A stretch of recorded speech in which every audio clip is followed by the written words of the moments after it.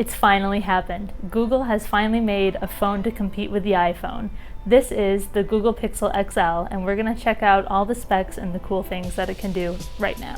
Google's Pixel XL is a beauty of a phone. It has a 5.5-inch Quad HD screen, and it's running all the best specs that you would find on any flagship phone on the market right now. So it actually has a faster processor than what you have on all the other Android phones right now, because it is the Snapdragon 821.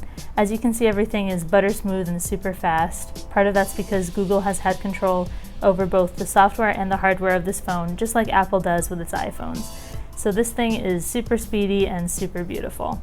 As you can see, we're running Android 7.1 Nougat, so this is the brand new version of Android, and it is really nice. They've got a cool support system built into settings here, so you can chat with customer service or call them by the phone at any time of the day if you have problems with your Pixel phone.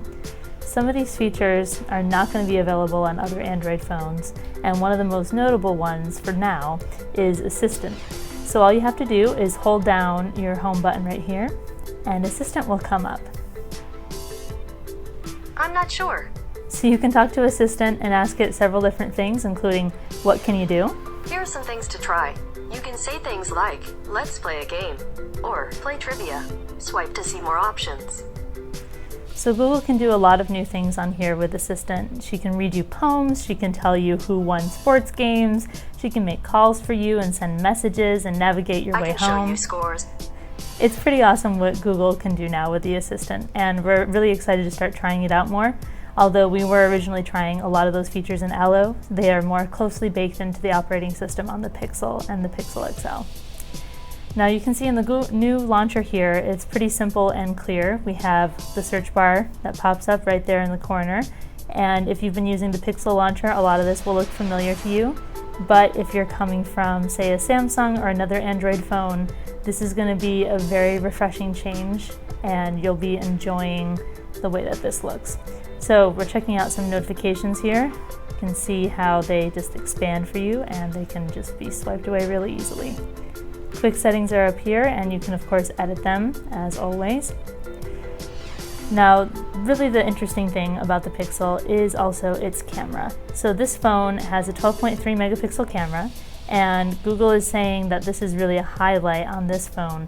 So you should be able to take some pretty amazing photos and do a couple different things with the settings on here.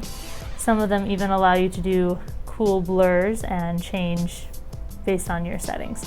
So we're going to be testing out this camera, and we'll let you know how it fares, in particular against the iPhone. Now on the front of the device, we have an 8 megapixel selfie camera to go along with that 12.3 megapixel camera on the back of the Pixel XL. So this phone is mostly made out of metal, but you also have this glass insert here up at the top. And that's going to be quite the fingerprint magnet, as you can already see. That's a little bit unfortunate, but it does add a little pizzazz to the back of this phone. This is your fingerprint sensor, which of course has the Nexus imprint, so you can easily lock and unlock your phone. And it is also working with Android Pay, so you can do mobile payments at your favorite retailers. Now, probably our favorite thing about the Pixel is that it has the infamous headphone jack. This is something that you won't have on the iPhone anymore, so if you're a die-hard headphone lover, you're going to be very happy to find this right here on the top of the phone. On the bottom, of course, we have the USB Type-C charger and some speakers going on here. Now, this has a 3,450 milliamp hour battery, which is pretty large for a phone of this size, a 5.5-inch phone. So hopefully we'll be getting some really strong battery life out of this. Already we've been using it today, and we've been using it a lot, and it's only down to 64%. So that's pretty promising, and we'll let you know how that full test shakes out. This is a little bit more expensive than other Android Nexus phones that you might have seen in the past, so you're going to be paying Apple level prices for this phone, but so far it's looking like a true competitor to any of those iPhones or high-priced Android phones out there on the market.